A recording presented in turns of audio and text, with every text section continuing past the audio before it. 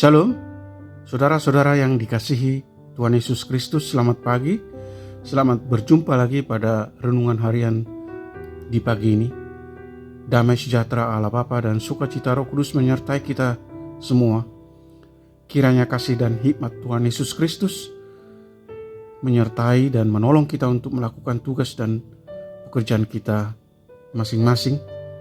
Nas renungan buat kita hari ini, Senin, tanggal 27 Mei 2024. Menurut Almanak HKBP adalah diambil dari kitab Perjanjian Baru, kitab 1 Timotius pasal 3 ayat 16 dikatakan demikian. Dan sesungguhnya agunglah rahasia ibadah kita, Dia yang telah menyatakan dirinya dalam rupa manusia, dibenarkan dalam roh, yang menampakkan dirinya kepada malaikat-malaikat, diberitakan di antara bangsa-bangsa yang tidak mengenal Allah, yang dipercayai di dalam dunia, diangkat dalam kemuliaan. Demikian firman Tuhan. Tema renungan, ibadah di dalam roh dan kebenaran. Saudara yang terkasih di dalam Yesus Kristus, sebagai orang percaya yang setia beribadah, kita harus mengetahui dan mengakui bahwa ada hal yang sangat penting yang menjadi rahasia agung dalam ibadah-ibadah yang kita lakukan, yaitu kehadiran pribadi Yesus. Rahasia agung ini tidak dapat diperdebatkan. Rahasia agung ibadah ini tidak hanya tentang kepastian akan kehadiran Tuhan. Bandingkan Matius pasal 18 ayat 19 sampai dengan ayat 20. Tetapi mencakup juga kepastian kehadiran karya atau pekerjaan Tuhan. Artinya saat kita beribadah, yang kita alami bukan sekedar kehadiran pribadi Yesus, tetapi juga karya-karyanya yang ajaib melalui pekerjaan Roh Kudus.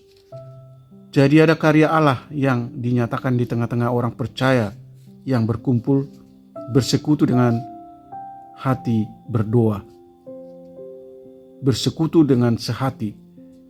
Roh Kudus hadir untuk mengerjakan perkara-perkara luar biasa dalam ibadah umatnya, terjadi secara langsung, pribadi lepas pribadi.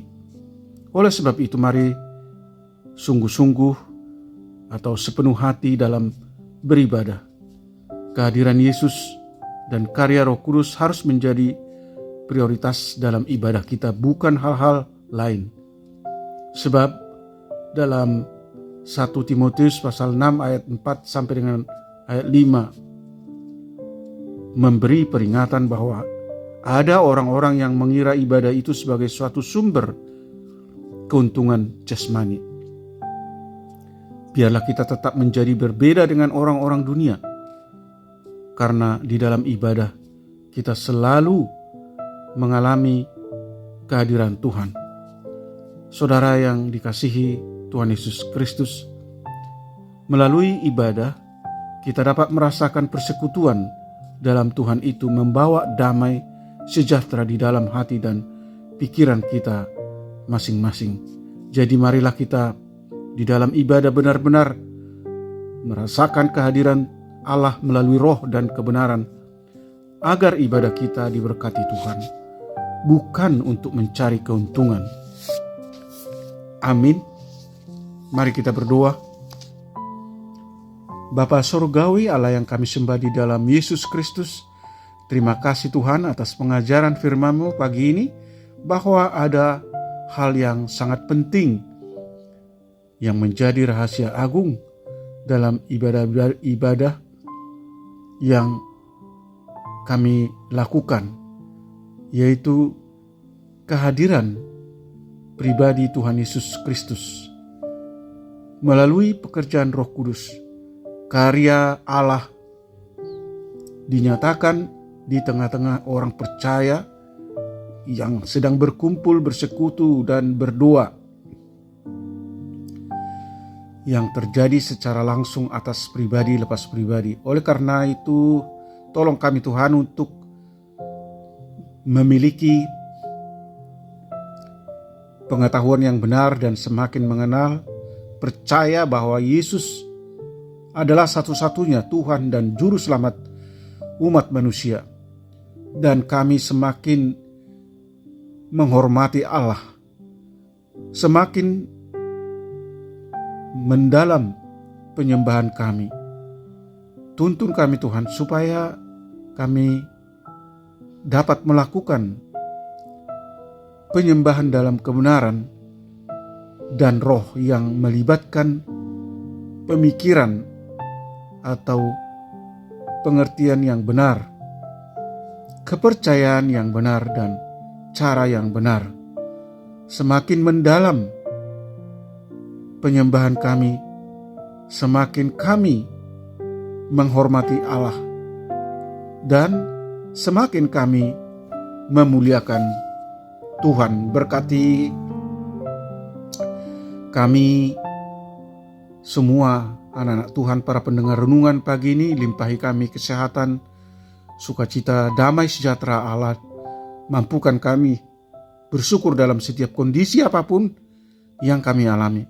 Kiranya atas penyertaan Tuhan saja kami boleh terhindar dari segala mara bahaya dan dari segala pergumulan. Kiranya Tuhan berbelas kasih menyembuhkan mereka yang sakit, menopang dan menolong mereka yang lemah dan berbeban berat, dan yang mengalami berbagai masalah dan penderitaan. Tuhan menghibur mereka yang bersedih dan yang berduka. Beri kami rezeki dan keberhasilan atas usaha-usaha dan pekerjaan kami masing-masing, supaya kami mampu untuk menjadi berkat bagi orang lain. Terima kasih Tuhan. Kami telah berdoa dan mengucap syukur dalam nama anak-Mu Yesus Kristus. Amin. Shalom. Selamat beraktivitas. Tetap sehat, tetap sukacita. Tuhan Yesus memberkati.